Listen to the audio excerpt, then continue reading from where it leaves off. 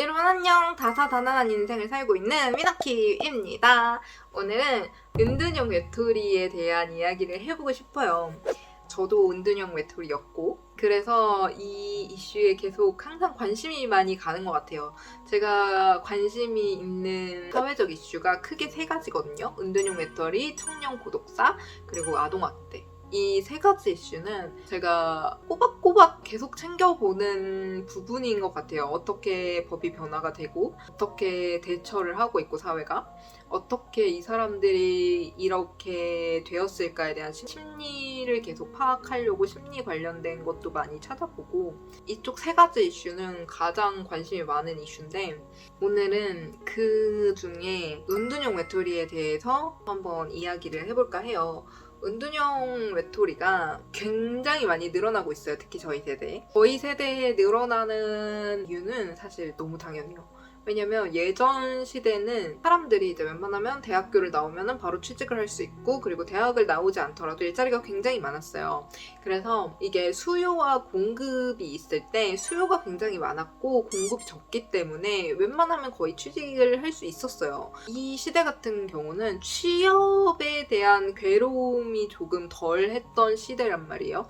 그래서 이제 저희 세대로 넘어왔을 때는 저희는 이제 다들 웬만하면 대학 다니고 공부 열심히 하고 막 이렇게 살아가는데 그렇게 열심히 성장을 해서 좋은 재료가 됐어요. 엄청난 공급감이 된 거지. 근데 그럼 뭐에 수요가 적은데? 그래서 수요가 적다 보니까 부족한 거예요. 근데 또 이런 말을 하면 그런 말이 나오죠. 아니 옛날에는 아무 직장 다 가서 돈벌이를 했다. 니네들 자꾸 좋은 직장만 따지고 막 대기업 가려고 그러고 이러니까 니네가 지금 취직하는데 이렇게 힘든 거 아니냐라고 할 수 있어요. 아니 그러면 좋은 직장이어야지 모든 회사가 왜 노동 착취를 해야 됩니까? 이거는 당연한 거야. 아니 옛날에 제가 다녔던 어떤 회사는 새벽 5시에 출근을 해서 퇴근을 새벽 3시 막 이렇게 했거든요. 이거 사회생활 됩니까? 집에 왔다 갔다 왕복 시간 계산 때리면 집에서 잘 수 있는 시간이 1시간도 제대로 없어요. 이게 사회생활이 되냐고요? 오래 다닐 수 있냐고요? 그런 회사들에서 그렇게 노동 착취를 하는 게 잘못된 거죠. 원인부터 제대로 찍고 들어가요.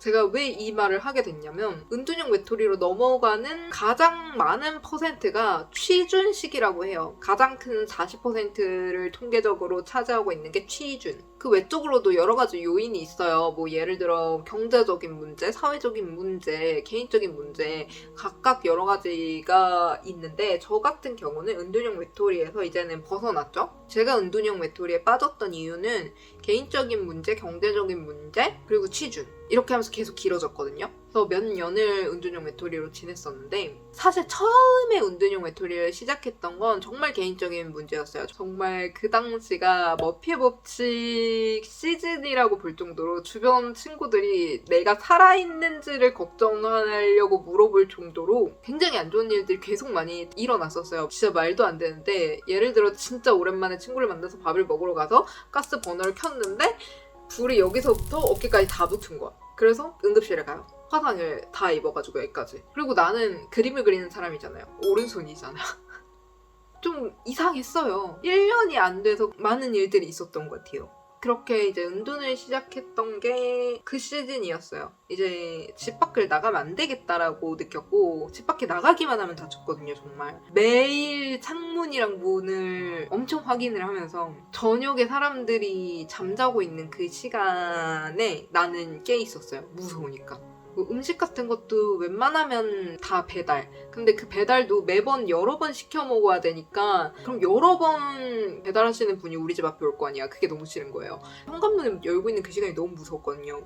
그리고 정말 은둔형 외톨이의 거의 표본의 모습이 되었을 때는 취준 시기였던 것 같아요. 저 역시도. 그냥 옛날에는 범죄 피해여서 그냥 다 무서워했다면 이제 취준 시기의 은둔형 외톨이는 조금 달랐어요. 저는 이제 미디어 유튜브나 뭐 TV를 본다거나 그런 것도 아예 안 보고 밖에 나가지도 않고 그냥 방에 누워서 천장을 바라보고 잠도 안 자고 그렇게 있었어요. 그러면서 머릿속에서 하는 생각은 그런 거야. 자연 발화가 됐으면 좋겠다. 아무도 모르게 존재가 사라졌으면 좋겠다. 이런 생각을 하고 있었던 거죠. 근데 사실 은둔형 외톨이가 여러 종류가 있잖아요. 방에 박혀서 게임만 하시는 분도 있고 맨날 유튜브만 보고 있는 분도 있고 여러 분이 있는데 그 단계가 이제 지나가면은 저처럼 아무것도 안 하는 완전 무기력 상태가 돼요. 그때는 이제 진짜 노답인 거죠. 그때는 꿈도 잃었고 제가 돈도 못 버는 취준식이니까 생활력도 잃었고 나같이 이제 열정적으로 살았던 사람이 열정적으로 살 끈을 놓아버리니까 은둔을 할 정도로 무기력 상태가 되더라고요. 그걸 이제 벗어날 수 있게 됐던 게 뭐였냐면 50만 원이었어요. 50만 원이 여윳돈이 생긴 거예요. 원래는 월세 나가고 과금 나가고 하면은 나에게 남는 돈이 없었거든요. 생활비가 뭐 20만 원 정도로 생활을 해야 됐었어요. 그래서 친구들도 자연스럽게 안 만나게 됐고 못 만나게 됐고 그러면서 이제 은둔형 외톨이가 된 건데 그 50만 원이 생기는 순간 와 갑자기 엄청 여유로워지더라고요. 그게 청년수당이었는데 그 50만 원이 통장에 찍히는 순간 삶이 굉장히 여유로워지더라고요. 그래서 저는 그 50만 원 가지고 가장 먼저 한 게 뭐였냐면 심리상담을 받으러 갔어요. 너무 힘이 들어서 심리상담을 받으러 갔는데 심리상담이 그렇게 막 효과적이진 않았어요. 그 당시에 만났던 선생님이랑 저는 그렇게 잘 맞진 않았어요. 근데 심리상담을 받아도 어느 정도의 여윳돈이 생기잖아요. 그러면은 이제 그걸로 친구들을 만났어요. 그 친구들을 만나면서 저의 은둔 생활은 점점 끝이 나기 시작했어요. 그 당시에 저는 저에 대한 자존감이 굉장히 낮았고 없었거든요. 아예 없다고 보면 돼요. 마이너스. 왜냐면 안 그래도 꿈을 포기하고 나는 엄청 힘들었던 상태에서 취준을 하면서 계속 연이은 탈락 문자를 받다 보니까 힘들더라고요. 내가 잘하는 게 없는 것 같고 나는 꿈만 보고 살아온 사람이란 말이에요. 저는 꿈 때문에 지금까지 살아남았다라고 보면 되거든요. 그 꿈을 포기하니까 없더라고요. 꿈이 없으니까 내가 없고 약간 이 상태가 된 거야. 그랬는데 이제 친구들을 하나씩 만나면서 바뀌어갔던 게 나를 믿어주는 사람. 나도 나를 못 믿는데 친구들이 나를 믿어요. 내 꿈을 믿고 나라는 사람을 믿고 계속 그런 말을 들으니까 눈물이 계속 나는 거야. 왜냐면 나는 지금 이미 내 꿈을 포기하고 주저앉아 있는데 애들이 와가지고 야 나는 너 능력 믿는다고 그런 이야기를 굉장히 많이 들었어요. 되게 엄청 많이 울었던 것 같아요. 그 시즌에. 그러면서 점점 밖에 나가기 시작을 했죠. 처음에는 그냥 나가는 게 두려웠는데 목표가 생기니까 나갈 수가 있게 되더라고요. 뭐 일부러 친구들 안 만날 때는 병원을 가야 한다 이러면서 병원을 간다거나 A4 용지를 사러 나가야 된다 이런 식으로 나를 내보내는 거야 일부러. 미션 클리어 하라고. 근데 그런 식으로 이렇게 한두 번 나가다 보니까 점점 어느 순간 은둔형 외톨이가 끝나가고 있더라고요. 그러다가 취직이 됐어. 그래서 일을 하다 보니까 은둔형 외톨이를 완전히 벗어날 수 있게 되었어. 이렇게 하면 너무 좋겠지만 일을 하다 보니까 사회생활 적응이 너무 힘들더라고요. 은둔형을 내가 몇 년을 이거 은둔을 하다가 이제 사회생활을 하는데 이게 쉽겠냐고.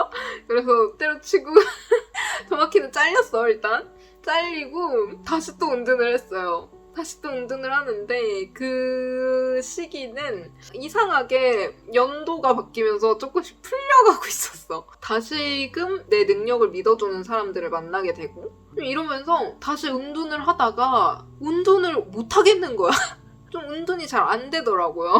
나를 믿어주는 사람들이 주변에 너무 많은 거를 알아버렸고 그러다 보니까 다시 좀 완전 은둔은 안 되더라고요. 그래서 반 은둔 생활을 했어요. 사람들이 말하는 집순이 생활인데 그 은둔 생활을 완전히 끝낼 수 있었던 거는 진짜 저를 믿어주는 사람이랑 함께 일을 하면서였어요. 제가 이제 굉장히 저의 능력을 신뢰해주는 분을 만나서 함께 일을 하게 되면서 그분들한테 굉장히 인격적인 대우를 굉장히 많이 받았거든요. 그러면서 밝아지고 내가 괜찮은 사람인가? 나는 괜찮은 사람이 되고 있는 것 같은데? 약간 이런 생각을 계속 하게끔 만들었어. 그래서 저는 이제 완전히 은둔 생활을 청산하고 잘 살고 있죠. 심리상담은 여전히 저는 받고 있어요. 문제가 크게 있어서 받는다기보다는 그냥 누군가의 심리를 알아가는 거 그리고 나의 심리를 알아가는 것도 재밌고 그래서 심리상담을 계속해서 유지를 하고 있어요. 그러면서 오히려 좀 더 건강한 삶을 살게 되는 것 같아요. 왜냐면 막 궁금한 게 되게 많잖아. 뭐 사회적으로 저 사람이 나한테 무례한 발언을 하고 무례한 행동을 했어. 근데 예전에 나였으면 웃었을 거야. 그게 그러면 안 되거든요.